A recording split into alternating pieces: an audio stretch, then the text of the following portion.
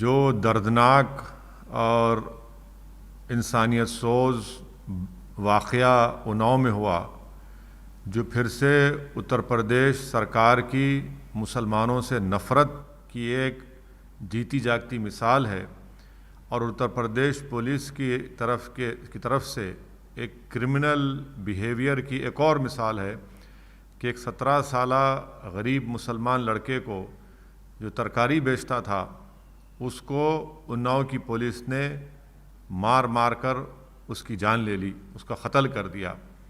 ये इस बात को बताता है कि इन क्रिमिनल पुलिस के ऑफिसर्स को योगी आदित्यनाथ की पूरी सपोर्ट है और बीजेपी की सरकार उत्तर प्रदेश में मुसलमानों के ताल्लुक़ से नफ़रत भी फैला रही है और मुसलमानों पर पिछले 4.5 साल में जुल्म की इंतहा कर दी। मैं योगी आदित्यनाथ से पूछना चाहता हूं कि अगर इस लड़के का नाम फजल नहीं होता और इसका नाम विवेक तिवारी होता तो आप क्या करते? आपसे सस्पेंड करते। उन पुलिस वालों को आप उन पर क़त्ल का मुकदमा लगाना चाहिए। हम डिमांड करते हैं कि फजल के इस क़त्ल के ऊपर योगी आदित्यनाथ ना सिर्फ उन पुलिस ऑफ सस्पेंड करें बल्कि उस गरीब मरने वालों के लिए 25 लाख रुपये का इमीडिएटली एक्सग्रेशिया का ऐलान करें। मगर ये नहीं होगा, इसलिए कि योगी आदित्यनाथ की सरकार उत्तर प्रदेश में मुसलमानों के ख़िलाफ़ एक नफ़रत फैला चुकी है और या तो इस लॉकडाउन में मुसलमान कोरोना से मरेगा या दलित मुसलमान कोरोना से मरेगा या गरीबी से मर जाएगा या फिर पुलिस के मार से मर जाएगा।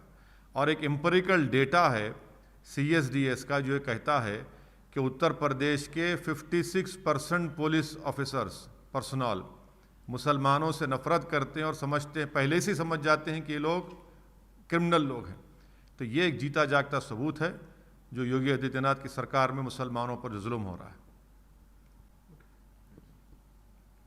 The inhuman and barbaric killing of Fazal in Unnao, it needs to be condemned, and also we must tell the Yogi Adityanath government that they have perpetrated hate against Muslims in their rule, and this killing of Fazal has happened only because the Yogi Adityanath government is supporting these criminal police officials. Had this boy name was not Fazal but his name was Vivek Tiwari, what would have happened? Mr. Yogi Adityanath and his government would have gone to that boy's house and apologized to that family and have immediately they would have announced ex gratia and handed over the check to the bereaved family. But because this boy was poor, he happened to be Muslim, and his only crime was that he was selling vegetables during lockdown, the Uttar Pradesh government, led by Mr. Yogi Adityanath, they hate Muslims and Dalits. No two questions about that. There is a track record of that. And also there is an empirical evidence which clearly shows that 56% of UP police believe that Muslims are criminals. Even before an investigation, they believe that. And that is reflected in their behavior towards Muslim youth. I condemn it. This is one more a black mark on BJP government headed by Mr. Yogi Adityanath. Sir, so the Delhi... I don't want to speak anything about Delhi Chief Minister, who I equally blame for the mess which has been created in Delhi. But my question to the Honorable Prime Minister is that, will he please enlighten all the country that why is it that on April 8th, 36.5 lakh people were administered vaccines every day.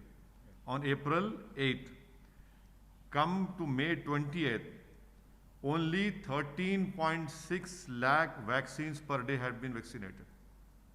Can the Prime Minister please enlighten us that how is it that on April 8th, 36.5 lakh vaccines were administered per day, and how is it that on May 20th it has come down to 13.6 lakh per day?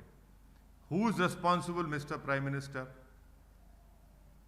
Why are you still allowing exports of these vaccines from Serum and from Bharat Biotech? If not, then where are these vaccines? On April, we had 36.5, April 8, and on May 28 is 13.5 lakh. And that is why in state of Telangana, where I am sitting now, there are no vaccines. So the Prime Minister Modi is completely responsible. I am telling you from day one. He has brought it upon because of his wrong policies, because of his wrong vision, because not behaving like a statesman, not having any strategy, and completely disregarding the scientific community.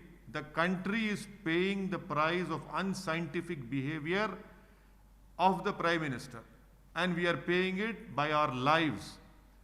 Vaccines will protect lives of Indians, but the Prime Minister of India has no question. They are completely lost. They have left the 137 crore Indians and have said that now you are Atmanirbhar. The government of Modi cannot help you. This is the reality. Sir, and on the, isn't it the duty of central government to procure vaccine? Why is the government holding on to Remdesivir and Tocilizumab and all these black fungus medicines? It is a completely abdication of their constitutional duty. By abdicating their constitutional duty, they have clearly sent a message to the people of India that we are washing our hands about your welfare, about this whole COVID virus, because they are responsible. Every scientist had told them, epidemiologists have told them, that a second wave is going to come. And now this Modi government is saying that we are ready for third wave. Shame on them that you are not able to control the second wave. You knew second wave was coming, you were not prepared. Now you talk about third wave. So this clearly shows that the Modi government is in shambles.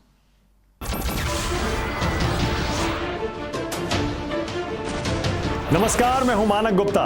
अगर आपको हमारा ये video पसंद आया हो तो इसे like और शेयर जरूर करें, और हां, हमें सब्सक्राइब और फॉलो करना ना भूलें ताकि आप देश और दुनिया की कोई खबर मिस ना करें।